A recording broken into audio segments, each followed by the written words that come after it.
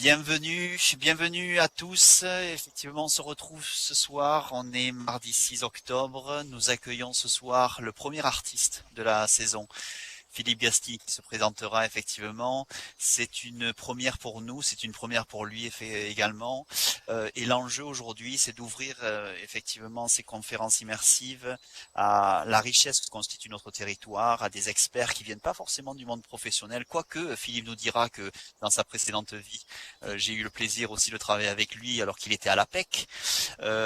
Mais là, on l'accueille plutôt dans sa, je dirais, dans sa nouvelle fonction et dans ses nouvelles responsabilités en tant que directeur artistique d'une compagnie musicale. C'est une première effectivement conférence immersive parce que l'enjeu aujourd'hui c'est de s'ouvrir au monde artistique et culturel pour sans doute aussi revisiter nos pratiques professionnelles. Alors tout ça est effectivement toujours dans le cadre du campus des métiers des qualifications. Vous savez qu'il y a 95 campus qui sont labellisés au niveau national, 23 bénéficient d'un label Excellence et que l'enjeu aujourd'hui, enfin l'enjeu des campus, c'est toujours de rapprocher le monde de l'éducation du monde de l'économie. C'est également de revisiter nos appareils de formation, nos contenus de formation pour qu'ils collent davantage aux besoins des territoires. Et c'est d'innover, d'expérimenter. C'est ce que l'on fait aujourd'hui et plus encore dans les actions que l'on peut mener grâce surtout aux enseignants et aux étudiants qui sont effectivement, je dirais, la cheville ouvrière du campus. 9 campus labellisés dans la région PACA. Vous les voyez dans le diaporama. Euh, les webinaires, effectivement, c'est une occasion de se frotter à d'autres experts, à d'autres expertises, et surtout l'idée de prendre un petit peu de recul sur sa pratique. Et puis, c'est de participer collectivement et individuellement à notre développement personnel et professionnel. Alors, c'est le 23e webinaire, le deuxième de la saison 2020. 20 personnes inscrites, un peu moins aujourd'hui présentes. Je sais que certains rencontrent encore quelques difficultés. J'espère que progressivement l'accès à cette plateforme sera beaucoup plus facile pour tous. Euh, euh, le programme, et je laisserai la parole tout simplement, je vais peut-être même laisser la parole rapidement à Philippe. Il y a 3 temps que l'on va vous proposer, effectivement, qui sont le cœur justement de l'intervention de Philippe, et puis un quatrième juste pour le fun et pour s'amuser avec lui. Philippe, cela Oui, fait vraiment plaisir de t'accueillir aujourd'hui, merci. et je te laisse la parole et je reviendrai vers toi puisque on va Ok, débattre avec toi. Merci. super. Merci beaucoup. Merci de votre présence. Même si on n'est pas très nombreux, l'important c'est qu'on puisse échanger encore plus facilement. Donc rapidement, je me présente Philippe Gastine. Je suis comédien, conteur et chanteur. Et effectivement, dans une vie antérieure, j'étais consultant en ressources humaines. Donc il y avait toujours de la relation et de l'humain dans tout ce que j'ai pu faire lors de cette première carrière. Et dans le cadre de mes nouvelles activités, j'ai créé en fait une compagnie musicale qui s'appelle Picture Musique. Et cette compagnie musicale, la particularité, c'est elle a plusieurs facettes, dont une facette qui est de faire des créations de, de, de spectacles musicaux. Et celui dont je vais vous parler, entre autres, ce sera un spectacle qui est autour de la poésie musicale, c'est-à-dire à partir de la poésie, de mettre en musique cette poésie et de la proposer sous forme de spectacle auprès du public. Voilà. Je vous présente un peu ce que j'ai prévu de vous présenter, de vous dire. Donc cette première partie, c'est rapidement en fait de la création artistique, je veux dire à la réalisation en fait d'un spectacle vis-à-vis d'un public. Le deuxième volet que je voulais aborder avec vous, c'est des ateliers chansons que nous menons à la Cité de la musique de Marseille, qui travaillent sur le développement personnel et l'expression. Et puis un troisième volet dont je veux vous parler aussi, que je mène avec des groupes, c'est un travail sur l'éloquence. L'éloquence, bien sûr, qui est un peu à l'ordre du jour, très souvent, dans les différents cursus de formation. Et en fait, tout ça est autour de mieux s'exprimer, être plus à l'aise sur scène, être plus à l'aise, et bien sûr, dans la vie pour communiquer avec les autres. Donc voilà, trois thèmes sur lesquels j'ai envie de vous emmener ce soir. Merci Voilà. Philippe. Juste Voilà, je vais redonner la parole tout de suite. Et je veux juste te Vas-y. dire effectivement que ce thème-là est central pour nous et je pense il doit faire effectivement écho pour nombre de participants. Avant de te laisser la parole, je veux juste rappeler effectivement et remercier Olivier Battini et Pierre-Yves Ferrez puisque c'est effectivement ils nous accueillent quand même sur leur plateforme, sur la plateforme Immersive Collab. Merci encore à eux. Pierre-Yves, est-ce que tu veux juste peut-être ou Olivier euh, peut-être rappeler quelques fonctionnalités ou comment on va voir ensemble trois vidéos. Est-ce qu'il y a une manipulation à faire juste avant? Je vais vous envoyer Olivier parce que je suis au téléphone là. Je vous laisse D'accord. avec Monsieur Enouche. Olivier?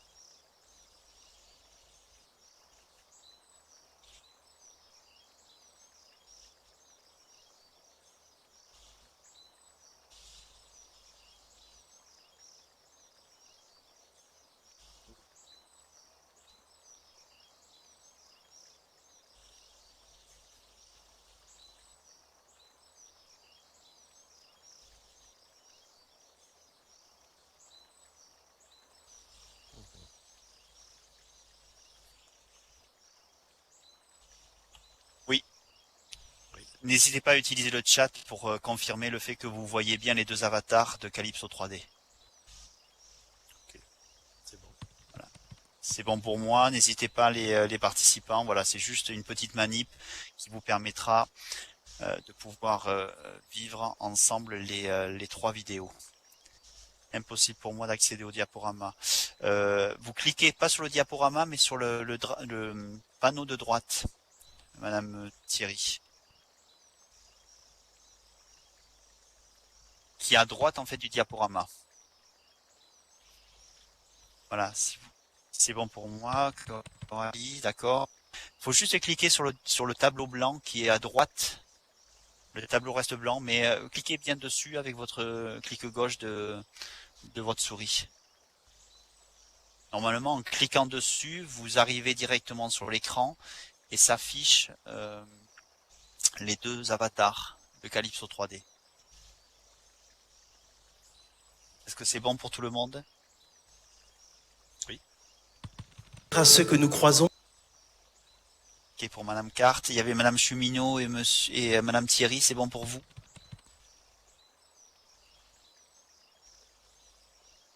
Non, je reste sur mon avatar. Euh, euh,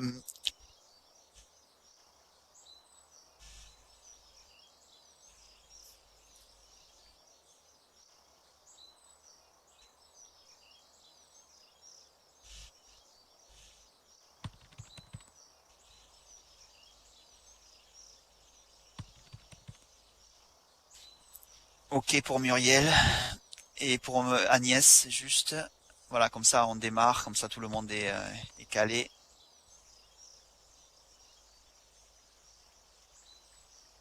Non, toujours pas.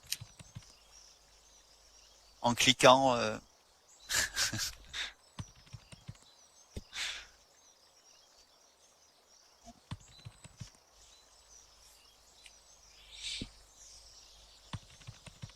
allez, dernière tentative.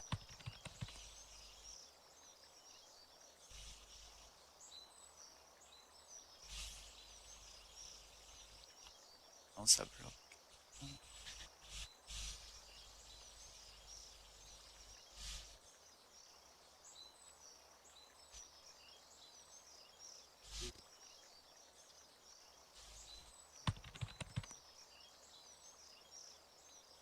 Allez, ok.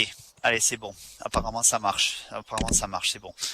Philippe, c'est à toi. Oui. Merci. Excuse-nous encore. Hein, c'était Non, juste, non, mais c'était pas du tout. nécessaire. Merci. Euh, Allez. voilà, pour démarrer la première section, on va appeler ça, euh, le titre de notre récital en fait poétique s'appelle Paroles de Méditerranée.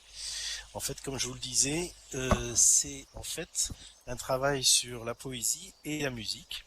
Donc, ce qu'on a fait, c'est qu'on est parti sur un livre, à partir d'un livre. Souvent, la poésie, ça démarre dans les livres aussi, qui s'appelle Les Poètes de la Méditerranée, qui est une superbe anthologie où vous avez tous les pays de la Méditerranée avec la poésie d'aujourd'hui, traduite bien sûr en français. Vous avez à chaque fois la version dans la langue d'origine et la langue française, avec un travail merveilleux des traducteurs qui font un boulot de poètes extraordinaire.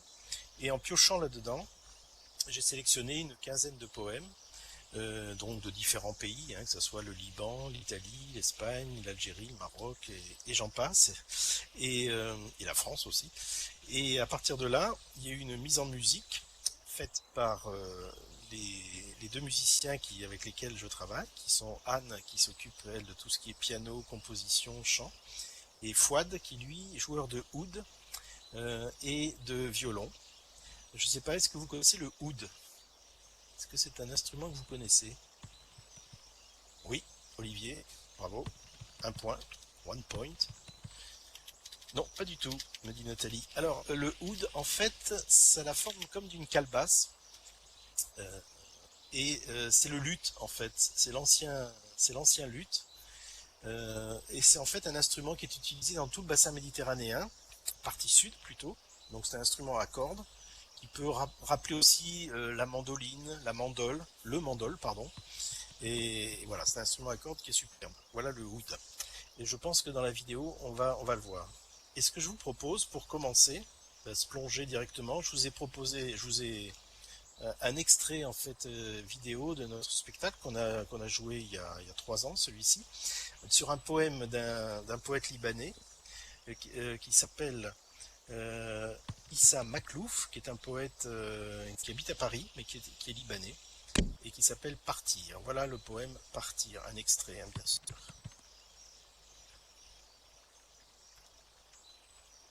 Donc là, c'est la vidéo. Merci.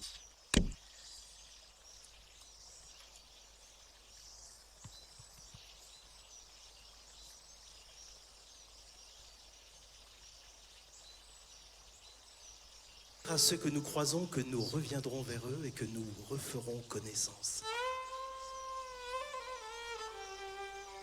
Nous partons pour apprendre la langue des arbres, qui eux ne partent guère, pour lustrer le tintement des cloches dans les vallées saintes, à la recherche de Dieu plus miséricordieux, pour retirer à l'étranger le masque de l'exil, et pour confier aux passants que nous sommes nous aussi des étrangers, et que notre séjour est éphémère dans la mémoire et dans l'oubli. Loin des mers qui allument les cierges et réduisent la couche du temps à chaque fois qu'elles lèvent les mains vers le ciel.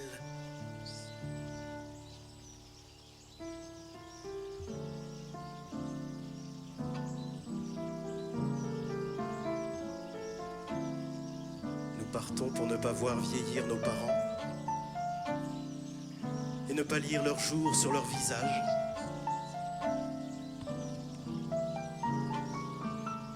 Nous partons dans la distraction de vie gaspillée d'avance. Nous partons pour annoncer à ceux que nous aimons toujours, que notre émerveillement est plus fort que la distance et que les exils sont aussi doux et frais que les patries. Nous partons pour que de retour chez nous un jour, nous nous rendions compte que nous sommes des exilés de nature partout où nous sommes. Voilà. Donc c'est un extrait de cette création. Donc Paroles de Méditerranée. Donc le oud, en fait, la fois ne jouait pas du oud, il jouait du violon, ça vous en est aperçu. Et alors il y a une pratique en fait dans les pays du Maghreb de jouer du violon, comme vous l'avez pu le voir, assis, et surtout le violon est sur la cuisse, verticale, alors que nos violonistes classiques que vous connaissez, que nous connaissons le plus fréquemment ici, bien sûr le violon se joue sur l'épaule. Et en fait, ce que nous dit Fouad, c'est que le violon est un instrument qui sert à accompagner les chants. Et donc pour chanter, eh bien sûr, c'est beaucoup plus simple d'avoir en fait un violon sur le genou pour accompagner son chant. Les deux ouds, donc ils étaient posés, ils encadraient Fouad. Voilà, maintenant vous avez pu voir ce que c'était qu'un oud. Donc vous voyez que cette composition musicale, elle épouse les mots en fait de la poésie. c'est pas du slam, parce que c'est vrai qu'aujourd'hui on entend beaucoup parler de slam. En fait, cette poésie que nous proposons est une poésie très libre. C'est-à-dire qu'en fait, elle n'est pas scansée ou rythmée, mais elle laisse passer le rythme naturel des mots et de l'inspiration musicale. Ce qui est très différent d'un slam où vous allez rentrer avec une rythmique du début jusqu'à la fin. Vous voyez, c'est un petit peu différent. Tandis que là, c'est une grande liberté qu'on s'accorde quand on dit les mots et quand on partage ensemble avec la musique. Voilà. Donc pour arriver à ça, en fait, c'est un travail qui prend au moins, on va dire, 7 à 8 mois, déjà de recherche des poèmes. Ça, c'est la première chose, bien sûr, que ce soit des poèmes qui soient évocateurs, qui nous fassent voyager déjà par les mots, et puis et par leur musique, la musique des mots. C'est pour ça que le travail des traducteurs est super important, parce qu'en fait, il amène une qualité de poésie, j'allais dire, très très importante. Donc ça, c'est le premier travail. Une fois que les mots et les poèmes sont sélectionnés, il y a tout le travail d'apprentissage, parce que comme vous le voyez, je ne lis pas les textes, mais je les dis. Donc il y a un travail aussi d'apprendre, de mémoire. Vous allez me dire, c'est basique, mais c'est hyper intéressant, parce qu'en fait, au début, vous apprenez comme une récitation, comme une leçon, et puis l'idée, c'est que petit à petit, vous arriviez à rentrer, comme dans une chaussure, en fait, dans les mots, pour que quand vous serez en spectacle, ces mots soient tout à fait naturellement dits et non pas récités. C'est tout l'art de passer en fait de la récitation à l'interprétation, c'est-à-dire en fait à l'émotion que l'on va essayer de faire passer au spectateur, et avec toutes les respirations que la musique apporte. Ensuite, le travail musical, donc ça peut être, là par exemple c'est Anne qui a créé cette musique, quand vous l'entendez au piano. Et il y a un travail d'arrangement entre le violon, par exemple, dans ce morceau, le violon et le piano. C'est comme un travail d'arrangement d'orchestre. Évidemment, c'est un orchestre à deux instruments, mais c'est le même principe, c'est-à-dire comment les instruments vont se répondre, comment la composition musicale va être au service des mots et non pas au-dessus, c'est-à-dire ne pas perturber en fait le texte. Donc voilà, c'est assez, j'allais dire, c'est un peu de la dentelle, quoi, le travail. Ensuite, bien sûr, les répétitions, oui, parce qu'il faut que ça soit naturel pour tous. Et quand on arrive sur scène, que le cadeau qu'on a envie de faire soit le mieux ficelé, on va dire. Et c'est vrai que le travail qu'on fait, c'est un travail de répétition. Alors vous allez me dire, la répétition, oui, c'est comme on répète. Et c'est à force de répéter, que l'on découvre des nouvelles choses à dire et à transmettre dans le cadre de l'émotion poétique. Après, je vous ai mis la diffusion. Oui, c'est pas facile, parce qu'en fait, la poésie, ce que je disais au tout début, aujourd'hui, c'est quelque chose qui est assez soit désuet, donc c'est les enfants qui apprennent de la poésie, et puis ils récitent, et puis voilà, ou soit c'est dans des cercles hyper fermés, intello, pour faire simple, ou souvent c'est une poésie très abscon, ou parfois très abstraite au moins, avec beaucoup d'images, beaucoup de choses comme ça, mais pas toujours des histoires. Tandis que nous, ce qu'on a cherché dans notre spectacle pour être le plus accessible avec le public et l'emmener dans la poésie, c'est qu'à chaque fois, il y a des choses qui parlent des personnes et qui parlent de nos émotions. C'est pour ça que c'est intéressant pour nous de faire ce travail avec les personnes. Et donc la diffusion, on s'est dit, tiens, il y a un bon moyen de diffusion, c'est les médiathèques. Parce qu'en fait, les médiathèques, bibliothèques, appelons ça comme on veut, aujourd'hui, ce que j'ai remarqué dans les villes, dans les villages, ça devient des endroits où la culture, où l'envie de savoir est échangée. Alors, soit les gens viennent chercher des livres, ça, ou des disques, mais ça va au-delà. De plus en plus, les bibliothèques, les médiathèques sont force de proposition, d'action culturelle. C'est vrai que pour nous, c'est très important de se dire qu'on va donner cette poésie avec cette musique dans un cadre où on est attendu, c'est-à-dire où on a un public qui effectivement s'intéresse aux mots, s'intéresse à la musique, a envie de voyager, a envie d'être porté dans les émotions, a envie d'être transporté, c'est-à-dire pas d'être toujours dans ce que j'attends, ou ce que j'ai lu, ou ce que j'ai vu à la télé, pour faire simple. Donc l'idée, C'est très bien. médiathèque, pardon, je parle trop peut-être, non? Vas-y, je t'en prie, finis ton. Oui, oui, voilà. C'est-à-dire qu'en moyen de diffusion, parce que c'est important la diffusion d'un spectacle, on peut faire les plus belles idées, mais s'il n'y a pas en face un public, une réalisation, finalement, ça sert pas à grand-chose. Donc, grâce à ça, grâce aux médiathèques, on organise des appels à textes, c'est-à-dire que les gens écrivent des textes, et ceux qu'on trouve les meilleurs, on va dire, ils ouvrent le récital avec nous. C'est-à-dire on les invite à venir sur scène à dire leurs textes. D'où cette interaction avec le public et le dernier Ah, petit paragraphe. ça pourrait être génial.